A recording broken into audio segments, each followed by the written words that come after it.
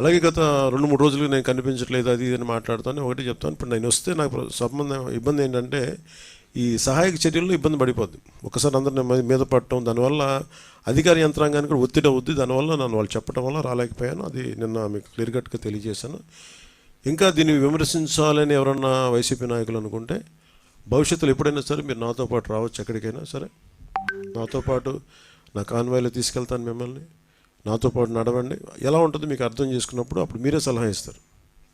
అందుకని దయచేసి దీన్ని ఒకసారి మీ దృష్టికి తీసుకొస్తాను. కానీ విమర్శించే వైసీపీ నాయకత్వానికి ఎవరికైనా సరే రాష్ట్ర ప్రభుత్వం చేస్తున్న ఈ చర్యల మీద ఎవరన్నా విమర్శించదలుచుకుంటే వాళ్ళందరికీ కూడా ఫస్ట్ మీరు సహాయం చేసి మాట్లాడండి. మీరు సహాయం చేసి మీరు బయటికి వచ్చి మీరు మాట్లాడి ఇళ్లలో కూర్చొని కాన్ఫరెన్స్లు పెడితే సరిపోదు. మీరు లోపలికి వచ్చి దిగండి మనస్ఫూర్తిగా. అలాంటి పరిస్థితులు అంటే మేము కూడా మాతో కలిసి తీసుకెళ్తాం. అలాగే వరద ప్రభావిత ప్రాంతాల్లో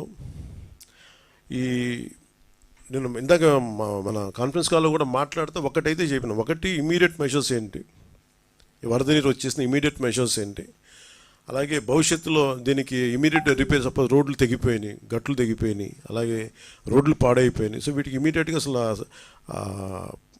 జనాలకి రాకపోకలకు ఇబ్బంది కలుగుతూ ఉంటే ముందు వాటికి ఇమీడియట్ రిపేర్ చేయించడం ఒకటి.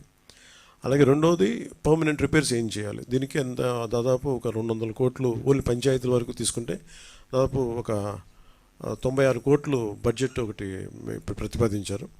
దాన్ని ముందుకు తీసుకెళ్తా ఉన్నాం. దాంతోపాటు మేము అడిగింది ఏంటంటే, ఒక మన ప్రిన్సిపల్ సెక్రటరీ గారు శశిభూషణ్ గారి దృష్టికి తీసుకెళ్ళింది ఏంటంటే, అసలు భవిష్యత్తులో ఇప్పుడు ఉదాహరణకి మీరు ఫారెస్ట్ డిపార్ట్మెంట్ మీరు చూస్తే నేషనల్ మీరు government of India environment forest department వాళ్ళ ఎలా ఉంటుందంటే, ఇప్పుడు ఎక్కడైనా సరే భారతదేశంలో ఉన్న ఏ ఇంచు అడవిలో అయినా సరే ఇంచు కూడా it's completely remote sensing agency ద్వారా it's completely monitored and photographed. అంటే గత వారం ఎట్లా ఉంది, పోయిన వారం ఎలా ఉంది, రెగ్యులర్ మానిటరింగ్ ఉంటుంది.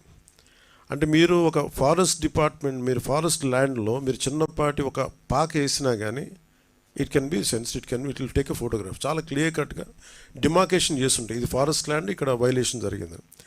అదే తరహాలో భవిష్యత్తులో ఇప్పుడు మన ఒక డ్యామేజ్ జరుగుతుంది, దీన్ని అడ్రస్ చేస్తాం, దీన్ని బయటకు వస్తాం. భవిష్యత్తులో ఇప్పుడు మనం ఏమనుకున్నాం, ఇప్పుడు కూర్చోబెట్టి వైసీపీ వల్లే జరిగిందని నేను మాట్లాడలా. ఓకే, ఖచ్చితంగా వాళ్ళు గత ప్రభుత్వం వాళ్ళు ఉన్నప్పుడు 5 సంవత్సరాలు వాళ్ళు ఉన్నప్పుడు వాళ్ళు నిజంగా కొంత మనకి ముఖ్యంగా వాటర్ ఇరిగేషన్ ప్రాజెక్ట్స్ సంబంధించి కానీ ఏదైనా సరే వాళ్ళ నిర్వహణ లోపం చాలా, వాళ్ళు సరిగ్గా డబ్బులు కూడా ఇవ్వలేదు. దానికి వాళ్ళకి అవగాహన ఉందో లేదో తెలియదు, కానీ డబ్బులు సరిగ్గా ఇవ్వాలో, లాకులు రిపేర్లు చేయాలి, కనీసం వాళ్ళు కూర్చోబెట్టి చిన్న మెయింటెనెన్స్ ఆయిల్ కూడా ఇవ్వలేదు వాళ్ళు.